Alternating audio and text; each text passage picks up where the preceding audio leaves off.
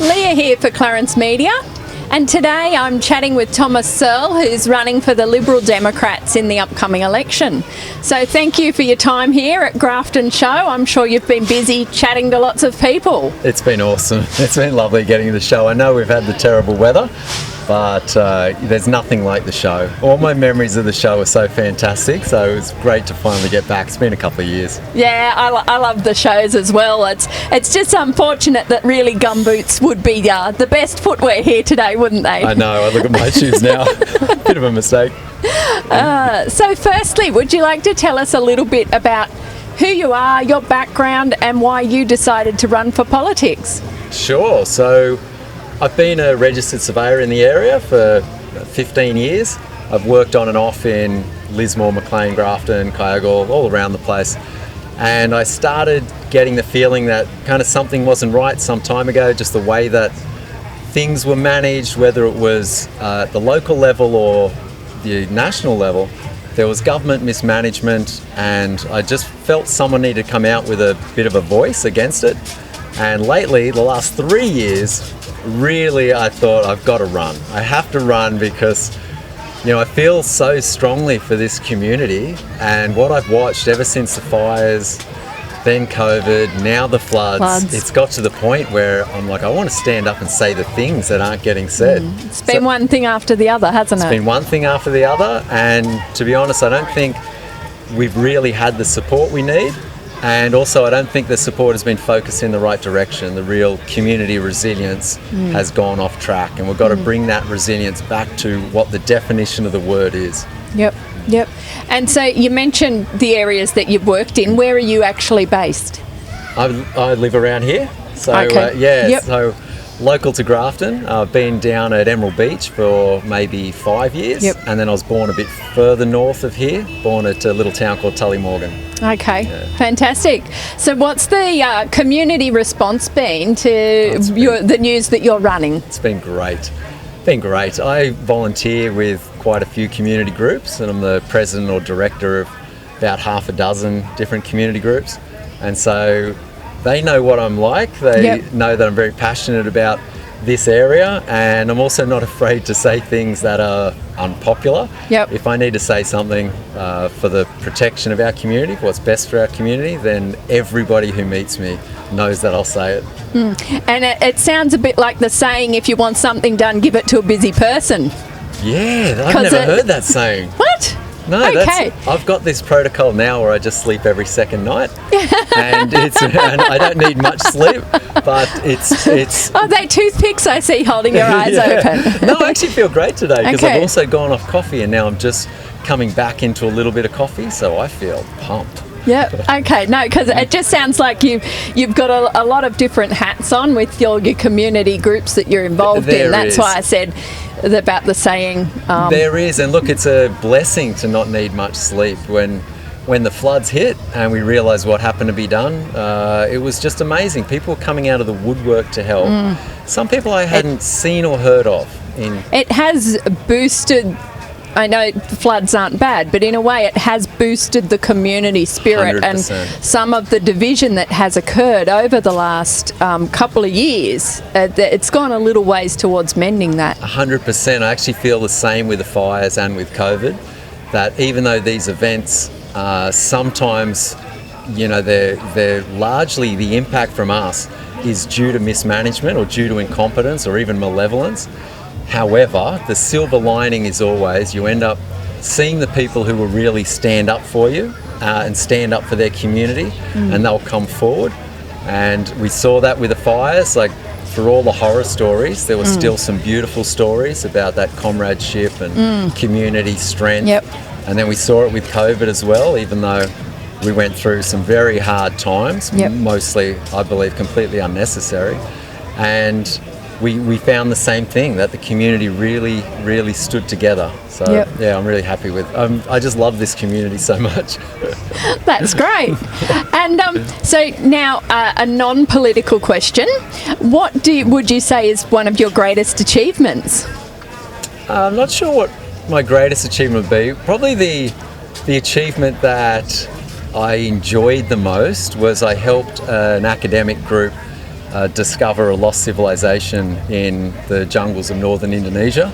Okay. And we use, well, I'm a registered surveyor, Yeah. and I work for Australia's largest and most professional, give them a plug, aerial mapping company. And so I'm pretty good at working out how to find things through data, and straight lines in the jungle are very easy to find. And so we'd find them and then explore in there and actually dig them up and see what was there.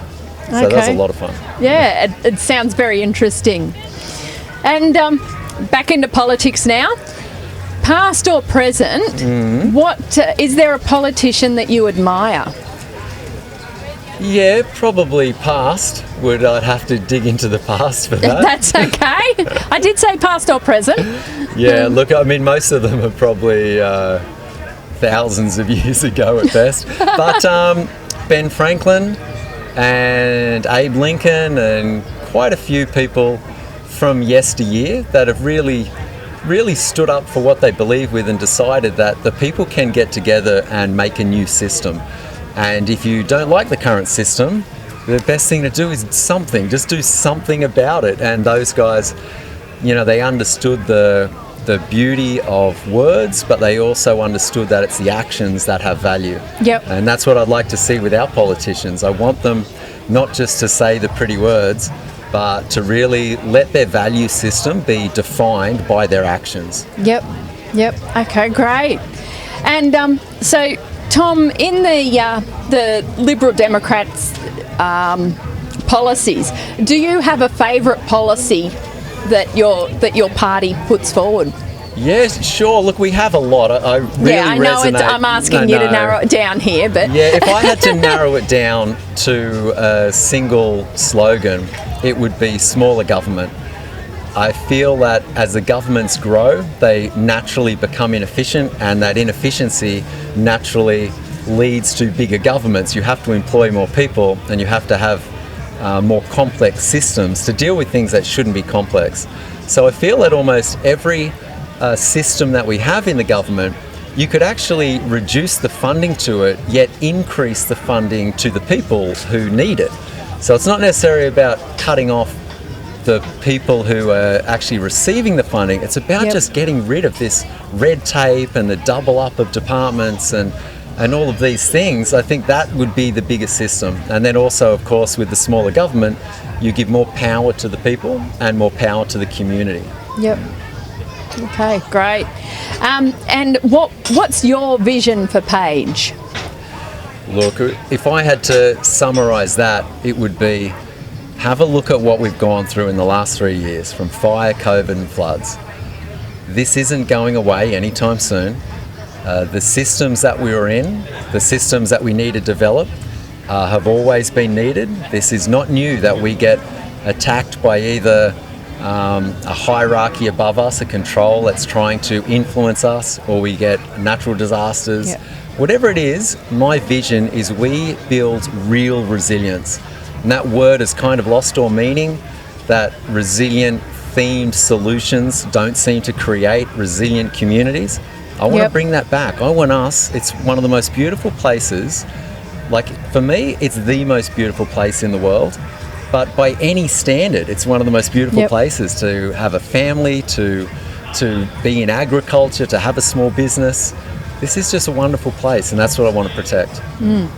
And so what do you think, in terms of Page, what do you think are what's the biggest challenge facing the people of Page? Look, I would say for the biggest thing for me and what I saw in the floods, with that what I would call just a third world response, it was unbelievable to watch. And so that's shaped me very much when I saw that. Some of the things are still controversial and they're not being talked about. They're the top end issues. Like, for example, our national debt, say, might not impact us here locally at the moment while things are good, but it will. Or the mandates. For a lot of people, they've kind of forgot about this, but there's still so many people here that are without work, people who have been damaged, or people that just they're choosing freedom of choice and they still can't behave in a normal society where they can work. And then separate to that, I would say the way that our government's structured at the moment, it ends up tearing itself to that mismanagement. So people are driving around and looking at the roads and thinking, do we trust these guys? You know, do we have a look at our infrastructure, our education, or our hospitals, or anything, and we're starting to say, is there a problem with the system that it won't be just solved by more money going into it? And I think that's all of these systems for Page need that. We need a big review of what's best for Page. Yep. So what does the future of Page look like if you get elected on the 21st of May? Oh, it would be beautiful. It would be truth-centric. It would bring back communication and bring back conversation about all of these issues that aren't being discussed. And that's what I like to bring to the party. Whether or not I'm elected or not doesn't make any difference to how I behave. My values and my actions are 100% aligned. Yep. And I would think that there are so many issues that we could discuss openly, so easily, in fact, if we could just sit down and have a conversation and talk about it, and not let whoever it is, not let tech giants, not let the government censor us. Sit down and talk about it. I think you'd find that every person walking around here, they mostly just want the government to leave them alone. You know, that's like, and I promise I'll leave you alone. No, I would make sure that all of the solutions are for Page. You know, we're not looking after a global enterprise. We're not looking after anyone else first. It's us first and them second. Yep. Okay, sounds good. Okay, so if people want to find out more about you or your party or their policies, where do they go, or where can they find you? Sure, Liberal Democrats have a lot of information online. My website is thomassearles.com, and my Facebook page is probably Thomas Searles. Facebook, I don't know. I only just started Facebook. But how would you find me on Facebook? LDP for Page, I think. It's the Liberal Democrats website for Page. Yeah. Okay, wonderful. Thank you. And check it out, because I got some videos on there that are not politically related, and they get all the views. It seems that the things that people want to see are not about politics. Cat videos? No, they're all flood videos right now. But Right, they're my background. I worked on that highway for 4 years. Yep. And I have a history of flood modelling and disaster resilience modelling. Yep. So I'm trying to give people a little insight into where I see this and just my perspective. And it seems everyone is much more interested in that than my policies, but check it out. We'll send you through the link to this one when it's done, and you can put this one on your page for as sure. well. Thank you very much. Is there anything else before we go? Is there anything else that you'd like to mention? No, that's pretty good. Look, just a big shout out to all the people that are coming to the show. I know it's a little bit wet, but the shows are just so important. They're like, I have such a soft spot for them. If you still got time, get down here. Probably won't be aired by then. It probably won't be. Okay, next year, get down here. Yeah, regional shows are great, aren't They're great. they? Yep. Anyway, thanks for your time today, Tom. Thank you very much. Appreciate it.